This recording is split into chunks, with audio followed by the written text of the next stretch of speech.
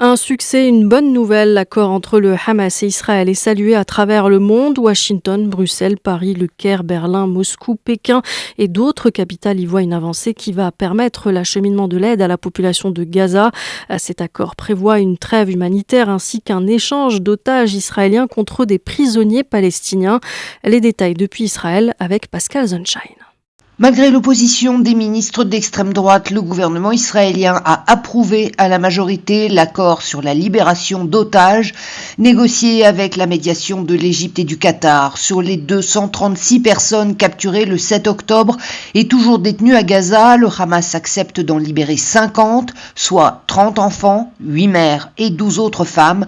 En échange, Israël accepte une trêve des combats de 4 jours, la libération de 150 femmes et mineurs palestiniens détenus pour des délits sécuritaires et aussi de suspendre 6 heures par jour son survol de surveillance de la bande de Gaza pendant que les otages seront conduits de leur lieu de détention jusqu'à la frontière égyptienne. Et Israël a spécifié que le marché ne vaudrait que pour des otages vivants.